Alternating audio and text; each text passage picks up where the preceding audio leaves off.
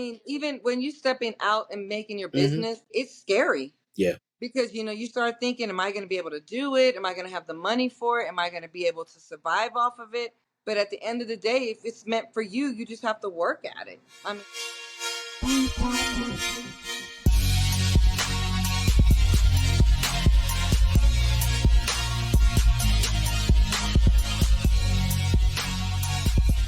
What's going on, everybody? It's your boy Billy Wayne. We're back again with the Righteous Project Legacy United podcast. Definitely excited today. We have a new guest, and I love bringing people on to share stories about their life, things they've gone through, stuff, including their businesses as well. So today, I would like to introduce everybody to Marie Brown.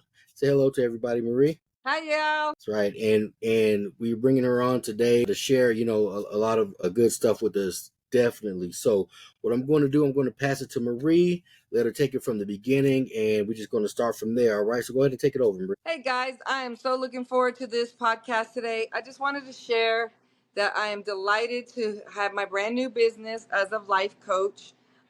Follow up for my story is I've always wanted to help people, and I was a single mom forever, so I understand how a single parent is, and I understand a lot of things people go through in life, and I always wanted to be able to help people. So now I'm excited that I'm able to do that. That's what's up. That's what's up. And what's the business name that you have? It's called Better Days Life Coaching Services. Okay, that's what's up. Yeah, that's good. Good to see as well. I think it's an important aspect, especially with people that gone through similar things, to want to go out there and help and kind of provide that type of service for others as well. So it's really good to hear people doing that, especially people that are local as well. So tell us a little bit about the history. Where you're from, where you grew up at. I was born in Puerto Rico.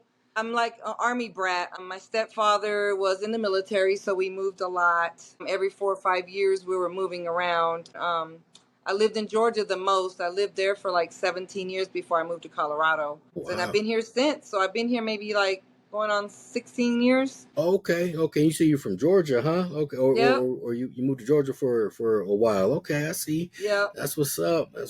And you came out here as well. What was that like, kind of going from Puerto Rico, then moving to Georgia, and then adjusting back to Colorado? Because I hear just the simple adjustment from Georgia to Colorado is quite different, So how was that? It was an adjustment. The people, the driving, the altitude, the weather here. It was all different. Like here, Yeah. you don't have bugs. Over there, you have spiders as big as your hand. Yeah, I know that's right. Yep. But it was an adjustment. Okay. Yeah, it's I was born and raised in Colorado. So yeah, definitely going to different states. Even Georgia. I went to Georgia some years back, and it was a culture shock for me, just to see the type of culture out there versus out here. Big time. And bugs. Definitely my family's from Texas. Anytime I go down to Texas, it's it's including the heat as well. So yeah, and I appreciate you sharing that. It's definitely quite different, from state to state, Yes. as well, from everything that you've gone through. Is there anything that you can recall while you're growing up, or kind of moving between states as well? Anything that you can remember that kind of shaped your idea into wanting to help others? I think the majority was being divorced and a single mom, and everything happened like overnight, something that you didn't expect. Yeah. Like, your whole life just one day just changed, and you had no choice but to deal with it. And then you had a young child that depended on you. Right. Yeah, that can definitely be hard for sure.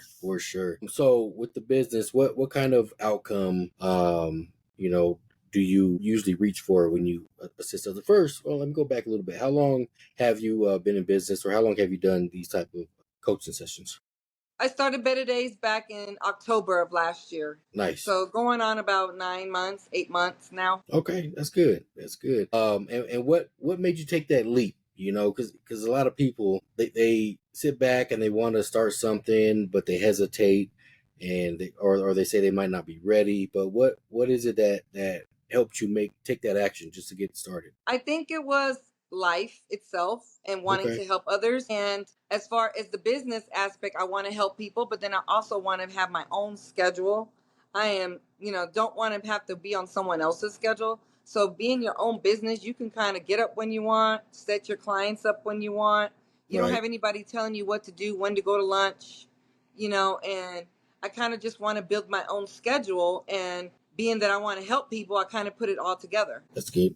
That's good. Yeah, you're right. 9 to 5s, some people can't, you know, adjust to those. But even being in business yourself, there is a type of grit and motivation that you need to continue to keep going. Right. And a lot of people don't have that. That's why some people work the 9 to 5 still. They need that type of command, somebody to tell them that this needs to be done here and there. But definitely when you start your own business, there is that level of responsibility, I guess, Mm-hmm. that helps keep you going every day as well. Is there anything specific, that you tell yourself or that you think about on the daily basis, or even when you start your week, that kind of helps you keep the flow going? You mean like as far as like a goal or? Oh yeah, it could be a goal for sure. I mean, every week when I wake up, I always think that every day you can make it better. It's only you that can do it. You know what I mean? So if you want to make that change, you got to do it yourself. But sometimes you got to, like I said, stay in the corporate world until you get to where you got to go. Because at the end of the day, realistically, you got bills, you got That's pay,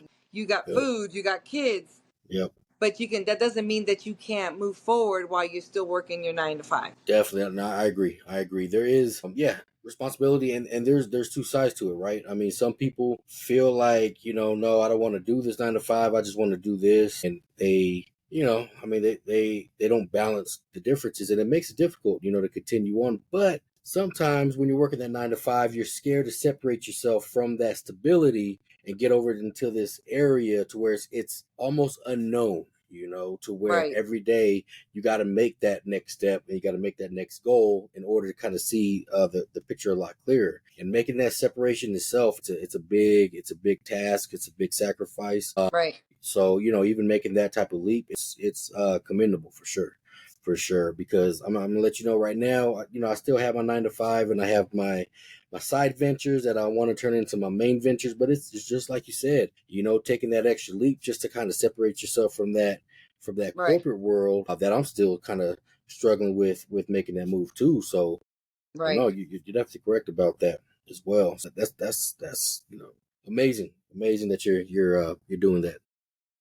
I mean, even when you stepping out and making your Mm-hmm. business, it's scary. Yeah. Because you start thinking, am I going to be able to do it? Am I going to have the money for it? Am I going to be able to survive off of it? But at the end of the day, if it's meant for you, you just have to work at it. I mean, a lot of businesses, it takes a couple years to get It going. does. You're right. It doesn't just happen overnight. Oh yeah. That's one thing that I always try to tell people is consistency is key, right? And like you said, it takes a couple years, and there's a high percentage of companies and businesses, startup businesses, that fail because people think that the result has to happen at that time. They think it's an overnight success, when what it is, it's a lot of grinding, it's a lot of strategies behind it. You got to do a lot of building, a lot of things in order to get to the point to where you feel like you have a little bit of control over what you're doing. But still, sometimes it's tough. Sometimes you might not get that appointment set, or you might go through a week of nothing happening, and then boom, you have a lot happening, and then you're Mm-hmm. excited, and then you're doing this, and you're like, okay, I got this, and then boom, okay, it's back to, man, okay, well, I don't think but so it's a lot of that, a lot of ups and downs Yes. in order to continue to go. And if you just keep going, you have a better chance of succeeding than just stopping. And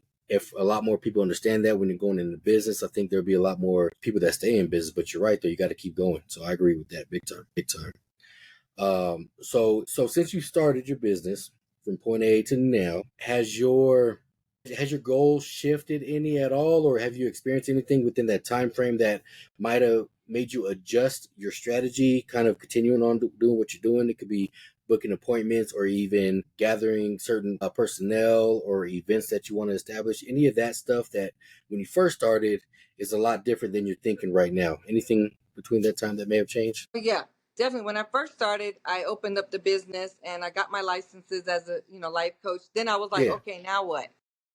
yeah, And it's yeah, not something that people are just going to fly to your lap and you're going to get all these clients. And I had to learn to do my own marketing and yeah. scheduling and reaching out and putting my face out there, because it's not just going to, I mean, yeah, I'm not going to, well, take that back. You can get somebody that might fall into your lap because somebody Hmm. knows somebody. but it's not always. It's not, that's not going to be your job where you're just going to sit there and the clients are going to come running to you. So when I first opened up Better Days, I was like, okay, I did all my certifications. I got the LLC, this, that, and the third. Now what? Yep. Then I didn't Yep. know what to do afterwards. So then I had to start networking and asking other people. And, even though they're not the same business, but it's the same type of get going, basically. Yep. So I started asking other people, okay, now what do you do? And that's how I just started going from there. Nice. It is. I think you hit a lot of important points there, especially when starting a business. Mm-hmm. Especially with marketing. That's something that I cannot stress enough. That is very important in a business. You can have the best product, you can have the best service, you can probably be the life coach out there, and you give the best advice. But the next person who probably is not as good as you, they might, book more clients only because their marketing is out there. And I think that happens a lot, especially, in the business world, period. But marketing is very important factor that a lot of people don't understand. And the reason why I say that is that the majority of products that we have are almost similar, right? I like to use cell phones, for example.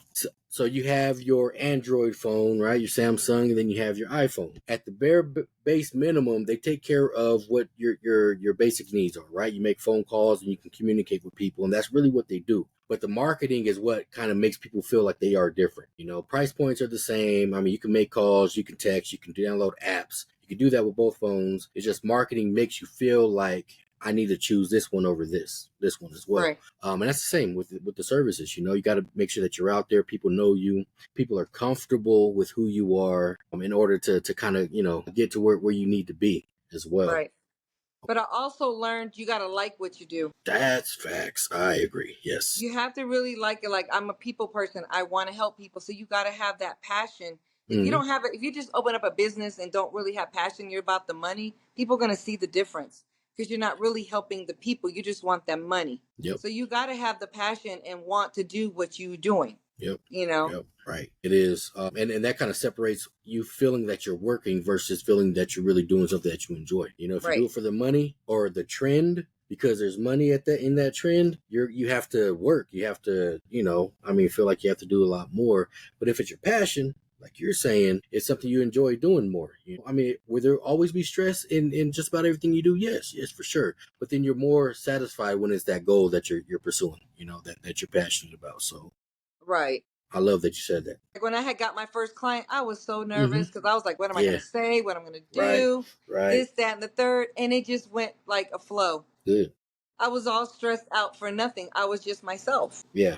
Because I am trying to be somebody else. Okay, I got to be a life coach. Now, how do you be a life coach? You got to be yourself. There is no, how to be a life coach. You have to, have the heart for it. So when I got that first client, after we finished our conversation, I was like, wow, that was easier than I thought. Not that everyone is going to be easy. Yeah. But it kind of helped, made me feel comfortable. Like, okay, it wasn't as difficult as I thought. Yeah, and that's good because you're more genuine, and people can pick up on that as well. And that's what they seek is people that are truly themselves and kind of makes a lot of stuff easier. You don't have to pretend and you don't have to continue to build on the fakeness at all. But that it goes a long way. It goes a long way, big time. So that's good. That's good for sure. So you booked your first client. You were nervous at first. You got that out the way, and continuing from there. Do you feel like you can still kind of use like an outline that you follow, or in your sessions is it you kind of build on what the other person is doing or saying or what they need? Does that make sense to that question? Yeah, that makes sense. It's really both because every client's different. Everybody's needs are different. And if it's somebody that you don't know, it's a different kind of outline than it's somebody that you know or a friend of a friend or so on and so on. So it is different, but you always still have to have a guideline because you don't want to go off script and get too personal. Gotcha. With that, so it is, you just have to determine. The main part is you have to listen to them and see where they're coming from and what they want. See if you can really even help them because sometimes you might not be able to help them. Oh, yeah. Okay. Sometimes it might be somebody way off your league, that actually needs a therapist or, something like that. Yeah, I never thought about that, but you're right. Just thinking about it that way is having somebody like you just really there to understand exactly if that's something they need or not. pretty big. Mm-hmm. Because I'm gonna tell you, I mean, there's a lot of people out there, men included, that we just don't, we don't even put ourselves out there to where we feel like we want that type of guidance, let alone need like some type of extra help, Right. overall. But people that actually take that step, just to get the information, the life lessons, or just to have somebody kind of help guide them, through their week or through their day. I mean, it goes a long way, big time, big time. So Right. Right. Right. that's good. So from here, so you started back in October, you Mm-hmm. got everything established, and then you booked your first lesson, and now you have a kind of a continuous, system built up. Where do you go from here? Is this something that you want to continue to do for a while before you kind of build it into another level, or do you have like bigger plans down the road? Right now, I'm just going to take it step by step. Don't want to overwhelm myself, and whatever life decides to change with better days or whatever direction, I'm down for it. Because I might want it one way, and God might try to tell me to wake up one morning and want me to do it another way. I hear So you. I'm just going to do step by step in the way He tells me to do it, and then if something changes, then I'll just go with the flow. At the end of the day, I'm still going to be helping people. Yep, yep, I got you. That's good. Good. We're definitely here for it for sure. On top of that, so being in business, we were talking about that a little bit and getting started. Did you, when you first established your licensing and everything, is that something? Did you have somebody that you were able to reach out to for help, or did you do the research on your own? How were you able to kind of help get that information and get your business started? I kind of like, as far as the license, I just went to people that already have LLCs and kind of got their input on it. So I went Nice. and got the LLC first, just so I can keep the name, because the name just one day it just stuck to me. Better Yeah. Days, because Nice. people want a better day. So I wanted to keep that name. So I went and got the LLC first. Then I went for the classes, and there's still more classes for me to take, but one step at a time. I don't want to overwhelm myself and take so many classes. Right. Well, But then good. as you Yeah. learn, you find it when you do the life coaching, you can see what kind of life coach you are, and then you know what kind of classes you want to take.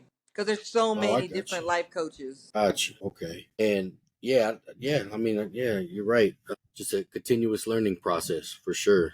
Well, and the reason why I asked that question is because some people, they don't start because they don't know where to go or get access or anything like that. But there are people out there that you can reach out to. Were these colleagues, or were these just people that you've seen online or anything like that you reach out to?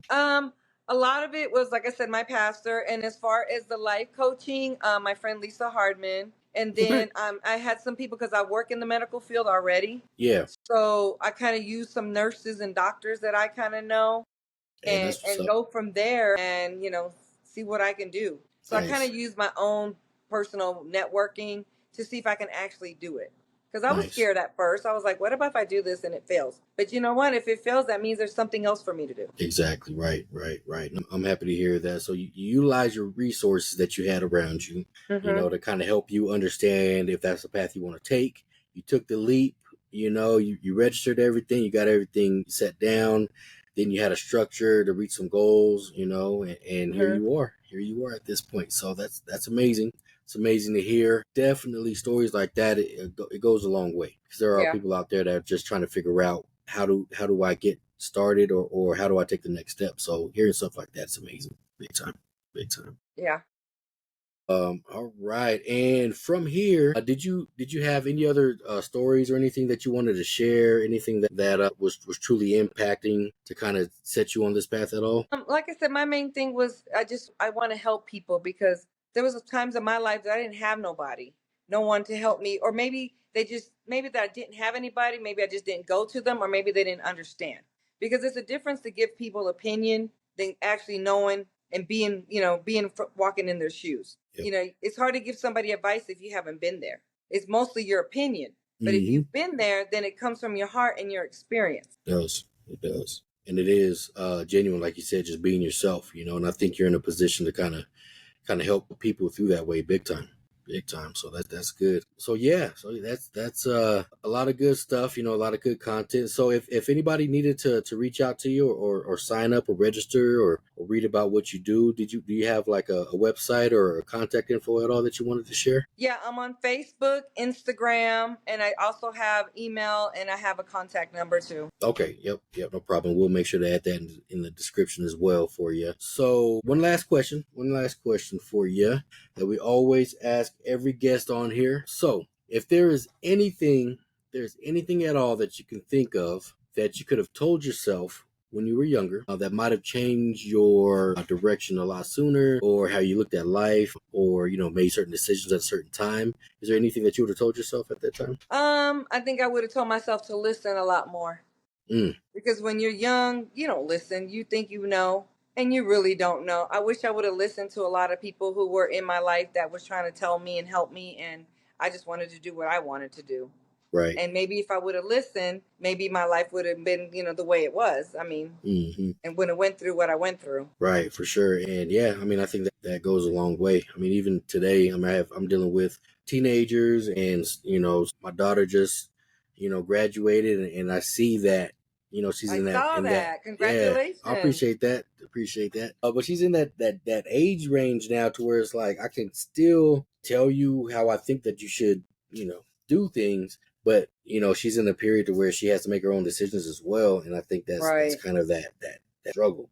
We do want to make sure that our kids listen, but they're in that age where like I lived 18, 19 years so far, so I think I got a good understanding. Yeah, exactly. But you know what? We were like that too. Yeah, you couldn't tell me nothing. Yep, big time.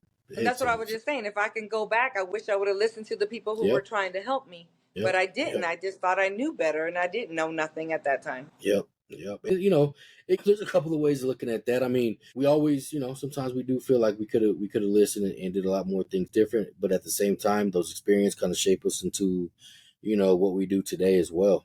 So I mean, you never know the turnout. We always can go. Hindsight is 20/20, and you go back and look at certain things. But ultimately, for sure, life shapes you. Big time. It sure does. So, but I mean, everything that you've gone through got you to where you are today, and also linked us together to get you on this episode as well, which I truly appreciate. I appreciate you having me. Well, yeah. I know today we're talking about earlier about doing the episode, and I know I had some things going on earlier, but I was like, nah, I got to get her on today. So, and it's the same thing every time the interviews start, or I'm about to have an interview, I do get nervous as well, but as soon as we start recording, we're talking, and then just hearing the stories, it goes really good. So that's why I enjoy having these type of conversations, with inspirational people like you. So thank you so much for that. So, once again, if you guys, the audience, if you guys enjoyed what you heard as well, make sure you like and subscribe to our YouTube channel, Legacy United Podcast. You can catch us on just about every streaming services out there as well. But make sure that you guys follow us just to make sure Marie Brown gets the recognition, and you can reach out to her as well. And this is what it's all about. So if you guys enjoyed it, I'm glad to hear that, and we'll catch you guys on the next episode of Legacy United. So you guys have a good one, and I'll see you guys later.